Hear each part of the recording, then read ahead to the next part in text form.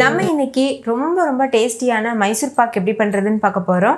இது நார்மல் நம்ம நெய் மைசூர் பாக் மாதிரி இருக்காது. நல்ல ஒரு முறுமுறுவான சுவையில் ரொம்பவே டேஸ்டியாக இருக்கும். நம்ம பேக்கரிஸ்லலாம் கூட வாங்கி சாப்பிட்ருப்போம். இந்த மைசூர் பாக் நம்ம வீட்டில் பண்ண முடியுமான்னு கூட யோசிச்சிருப்போம். இது ரொம்ப ரொம்ப சிம்பிளான ஒரு ரெசிபி. ஈவன் கீ மைசூர் பாக்கை விடவே இது ரொம்ப ஈஸியானது. ஸோ கண்டிப்பாக நீங்கள் வீட்டில் ட்ரை பண்ணி பாருங்கள். இதை நீங்கள் தீபாவளி போன்ற பண்டிகைக்கும் பண்ணலாம்.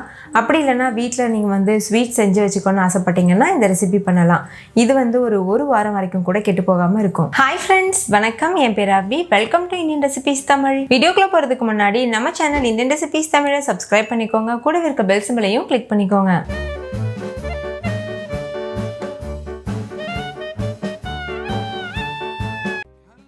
ஃபஸ்ட்டு இந்த ரெசிபி பண்ணுறதுக்கு ஒரு மிக்சிங் பவுலில் ஒரு சட்னி வச்சுக்கோங்க. அதில் 2 கப் அளவுக்கு கடலை மாவு சேர்த்துக்கோங்க.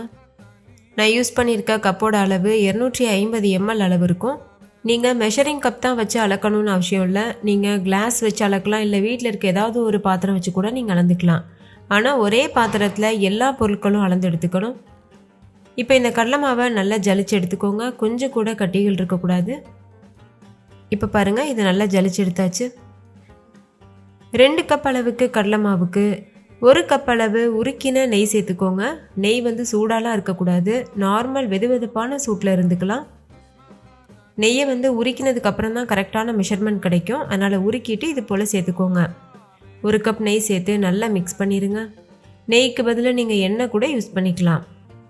ஒரு விஸ்க் வச்சு நீங்கள் கலந்தீங்கன்னா உங்களுக்கு ரொம்ப ஈஸியாக இருக்கும். அடுத்து ஒரு 1/2 கப் அளவுக்கு நெய் சேர்த்துக்கோங்க. சேர்த்துட்டு இது நல்லா மிக்ஸ் பண்ணிடுங்க. மொத்தமாக இதில் 1/2 கப் அளவுக்கு உருக்கின நெய் சேர்த்துருக்கோம். இது ஒரு ஓரமாக இருக்கட்டும். அடுத்து ஒரு கடாயில் சர்க்கரை சேர்த்துக்கோங்க. 2 கப் அளவு கடலை மாவு எடுத்தோம். அதுக்கு 2.5 கப் அளவுக்கு சர்க்கரை கரெக்டாக இருக்கும். அடுத்து இது கூட சர்க்கரை முங்குற அளவுக்கு தண்ணி சேர்த்துட்டு ஹை ஃப்ளேமில் வச்சு சர்க்கரை கரையிறது வரைக்கும் வெயிட் பண்ணுங்கள். இப்போ பாருங்கள், சர்க்கரை நல்லா கரைஞ்சிட்டு கொதி வர ஆரம்பிச்சிருச்சு. இந்த ஸ்டேஜில் நம்ம ஏற்கனவே நெய்யில் கரைச்சி வச்சுருக்க கடலை மாவை சேர்த்துடணும். பாருங்கள், இந்த மாதிரி ஒயிட் கலரில் நொறையாக வருதில்ல, அந்த சமயத்தில் இது போல் சேர்த்துருங்க. சேர்த்துட்டு நல்லா மிக்ஸ் பண்ணிக்கோங்க. இந்த ரெசிபிக்கு பாகுபாதம் செக் பண்ணாமவே நம்ம செய்ய போகிறோம். ஸோ இதை பிகினர்ஸ் கூட ரொம்ப சுலபமாக பண்ண முடியும். இப்போ இது பார்க்குறதுக்கு ரொம்ப தண்ணியாக இருக்குதுல்ல, நல்ல திக்கான கன்சிஸ்டன்சி வர வரைக்கும் ஹை ஃப்ளேமில் லோ ஃப்ளேமில் மாற்றி மாற்றி வச்சு மிக்ஸ் பண்ணிகிட்டே இருக்கணும். இப்போ பாருங்கள், லேசாக கெட்டியாக ஆரம்பிச்சிருக்கு. இப்போ நல்லாவே கெட்டியாயிருக்கு. இந்த சமயத்தில் நம்ம எண்ணெய் சேர்க்கணும். நம்ம 1/2 கப் அளவுக்கு நெய் சேர்த்தோம்ல ஆரம்பத்தில்.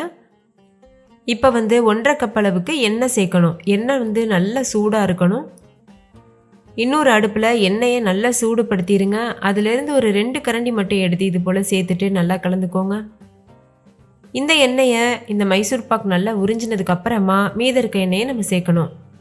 பாருங்கள், எந்த அளவுக்கு நல்ல பபிள்ஸ் ஃபார்ம் ஆகி வருது. ஸோ மொத்தமாக 2 கப் கடலை மாவுக்கு 1/2 கப் நெய், 1/2 கப் எண்ணெய் கரெக்டாக இருக்கும்.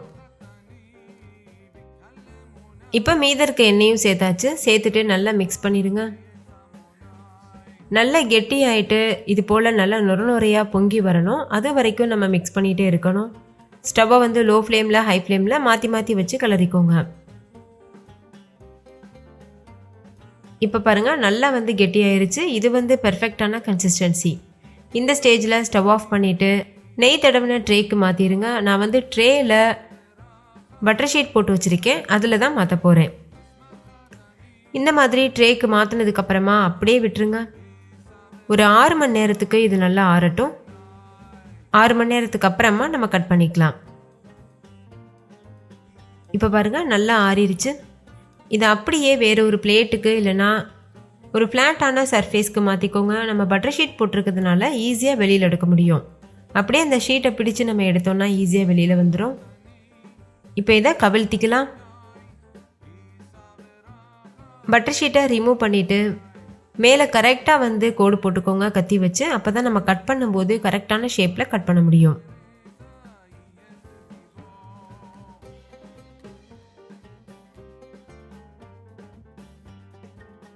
இப்போ 2வது பக்கம் திருப்பிட்டு அந்த பக்கமும் கீரல் போட்டுட்டு அதுக்கப்புறமா கட் பண்ணுங்க, கரெக்டாக இருக்கும்.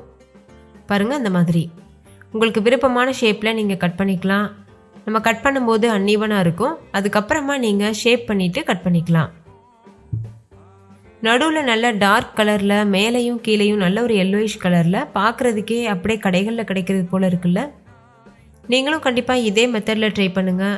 வீட்டிலையே நம்ம ட்ரெடிஷ்னல் மைசூர் பாக் சூப்பராக செய்ய முடியும். நீங்கள் ஒரு 100 கிராம் அளவு கடலை மாவு எடுத்து செஞ்சாலே போதும் 1 கிலோ அளவுக்கு மைசூர் பாக் நம்ம செய்ய முடியும். நீங்களே பாருங்கள் எவ்வளோ சூப்பராக இருக்குது. பார்க்கும்போதே சாப்பிடணும் போல் இருக்குல்ல. டேஸ்ட் ரொம்பவே அருமையாக இருந்துச்சு. நீங்களும் கண்டிப்பாக ட்ரை பண்ணி பாருங்கள் இந்த தீபாவளிக்கு. ஃப்ரெண்ட்ஸ், இந்த மைசூர் பாக் ரெசிபி உங்களுக்கு ரொம்ப பிடிச்சிருந்தா லைக் பண்ணுங்கள், உங்கள் ஃப்ரெண்ட்ஸ் கூட ஷேர் பண்ணுங்கள். நீங்களும் வீட்டில் செஞ்சு பார்த்துட்டு டேஸ்ட் எப்படின்றதுன்னு கமெண்ட்டில் சொல்லுங்கள். தேங்க்யூ, பாய்.